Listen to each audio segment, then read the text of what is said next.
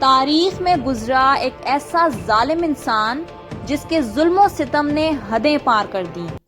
خود مسلمان ہونے کے باوجود مکہ و مدینہ جیسی پاک اور مقدس زمینوں پر حملہ کیا تاکہ دنیا پر حکومت کر سکے۔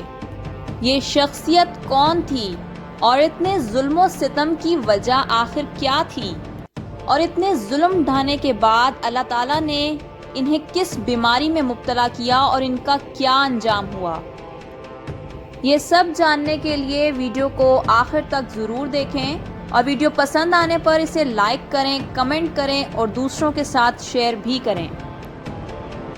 ناظرین، حجاج بن یوسف کا شمار دنیا کے ظالم انسانوں میں کیا جاتا ہے۔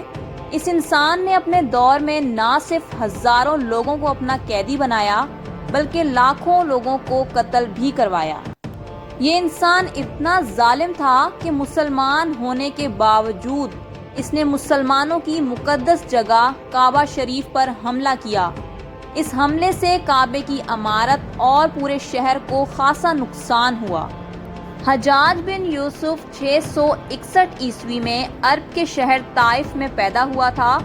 ان کے بارے میں کہا جاتا ہے کہ یہ بچپن ہی سے بہت سخت مزاج تھے۔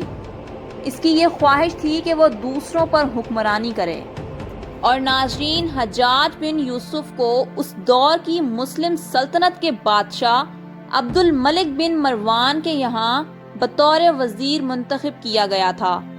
بس حجاج بن یوسف کو اب انتظار تھا اس سنہری موقع کا جس کا فائدہ اٹھاتے ہوئے وہ بادشاہ کے سامنے اپنی چالاکی اور طاقت کو دکھا سکے۔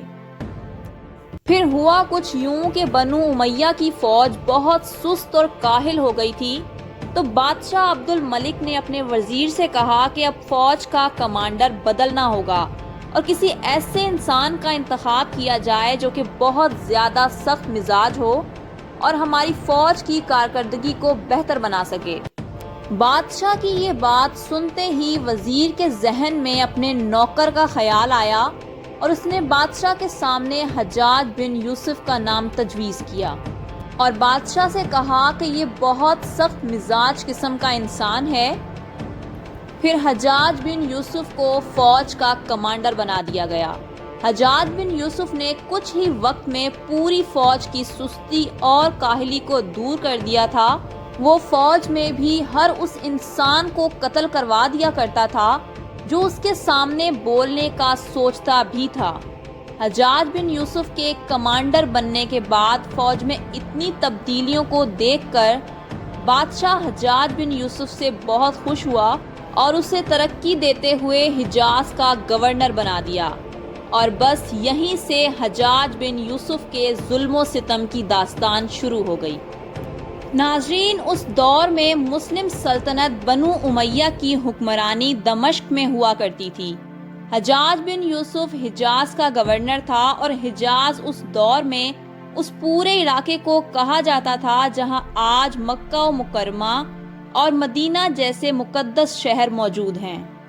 ناظرین، آپ کو مزید بتاتے جائیں کہ حجاج بن یوسف نے حجاز کے علاقے میں ظلم و ستم کرنا شروع کیا تو وہاں کے لوگوں نے اس کی مخالفت کی، جس کے نتیجے میں حجاج بن یوسف نے ان لوگوں پر بھی رحم نہیں کیا۔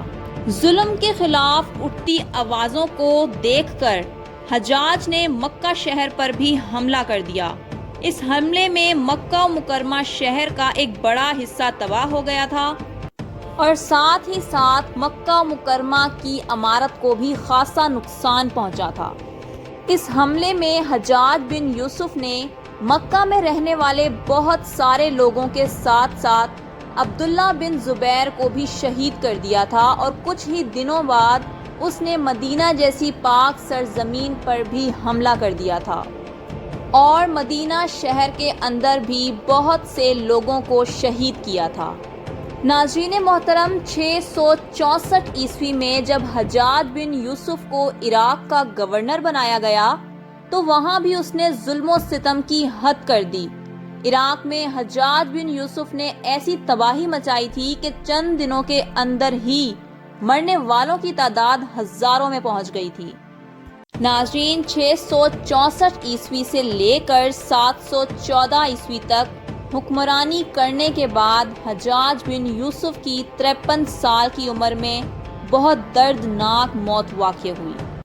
ان کی موت کے حوالے سے کہا جاتا ہے کہ انہیں ایسی بیماری ہو گئی تھی جس کی وجہ سے ان کے پیٹ میں کیڑے پڑ گئے تھے، ایسے کیڑے جو اسے ایک لمحہ بھی سکون نہیں لینے دیتے تھے، اور حجاج بن یوسف کو اتنی زیادہ سردی محسوس ہونے لگی تھی کہ ان کے چاروں طرف جلتی آگ کی انگیٹھیاں جلا دی جاتی تھیں۔ اس کے باوجود سردی کی شدت کم نہ ہوتی تھی، کبھی کبھی تو وہ آگ کو اتنے قریب کر لیتا کہ اس کا جسم جل جاتا تھا۔ بیماری کے اس عالم میں حجاج بن یوسف کو اپنے کیے گئے ظلم و ستم یاد آتے اور وہ بہت افسردہ ہو کر اللہ سے اپنے گناہوں کی معافی مانگتا۔ وہ یہ دعا کرتا رہتا تھا کہ اے میرے پروردگار، میرے کیے گئے گناہوں کی مجھے معافی دے دے۔ تاریخ کے مطابق ایک دفعہ حسن بصری، جو اس دور کے بہت مشہور بزرگ تھے، حجاج بن یوسف سے ملاقات کے لیے آئے تو حجاج نے روتے ہوئے حسن بصری سے کہا کہ آپ میرے حق میں اللہ رب العزت سے دعا کریں۔ تو حسن بصری نے کہا کہ میں تمہیں سمجھاتا تھا کہ اللہ کے نیک بندوں پر ظلم نہ کرو، لیکن تم نے کبھی میری بات نہیں سنی۔ تو حجاج بن یوسف نے کہا کہ میں یہ نہیں کہتا کہ آپ میرے صحت مند ہونے کی دعا کریں، بس آپ میرے حق میں یہ دعا کریں کہ اللہ مجھے جلد ہی موت دے دے۔ اور ناظرین، بیماری کی اسی حالت میں حجاج بن یوسف کی عراق کے مشہور شہر واسط میں موت ہو گئی تھی۔ ناظرین، آپ کو مزید بتاتے جائیں کہ ظلم و ستم کی حدیں پار کرنے والے حجاج بن یوسف کے کچھ کام قابل تعریف بھی تھے، جس میں سر فہرست قرآن پاک پر اعراب لگوانا تھا، جس کی وجہ سے قرآن پاک کو پڑھنا آسان ہو گیا ہے۔ اس کے علاوہ بھارت میں جو پہلی مسلم فوج آئی تھی، اسے بھی حجاج بن یوسف نے ہی بھیجا تھا۔ ناظرین، اب تک کے لیے اتنا ہی۔ مزید تاریخی شخصیت کے بارے میں جاننے کے لیے ہمارا چینل ETV سبسکرائب کریں۔ شکریہ۔